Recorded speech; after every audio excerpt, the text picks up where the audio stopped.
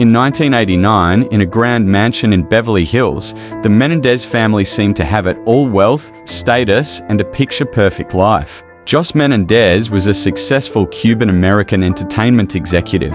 His wife, Kitty, was elegant, poised, and once a schoolteacher. Their sons, Lyle and Erik, were raised in privilege, attending elite schools and enjoying everything money could offer. But on the night of August 20, everything changed. That evening, Jos and Kitty were relaxing in the den when gunshots shattered the calm. Two intruders fired 12-gauge shotguns. Jos was hit in the back of the head.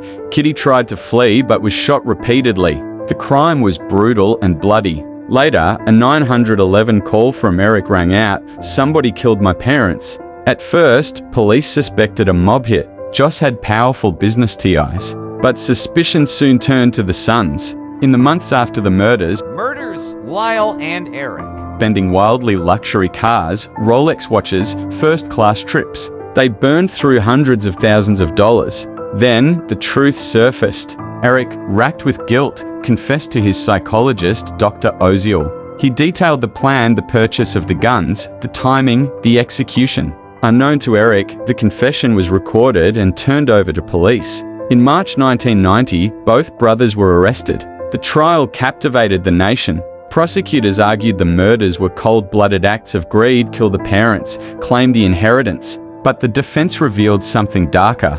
Erik and Lyle said they'd endured years of sexual abuse by their father. They claimed their mother knew, but did nothing. The defense argued that the boys lived in fear and finally snapped. The first trial ended in a hung jury. In the second trial, with stricter rules and no TV cameras, both were convicted of first-degree murder and sentenced to life without parole in 1996. Years later, the case returned to the spotlight. In 2023, a former boy band member, Roy Russell, accused Jos of abusing him in the ADS. A letter from Erik to a cousin describing his own abuse also surfaced. These revelations reignited debate: were Lyle and Erik monsters or broken victims? Though calls for a sentencing grew, prosecutors stood firm. The brothers, now middle-aged and behind bars for over 30 years, remain symbols of a case where truth, trauma, and justice collide.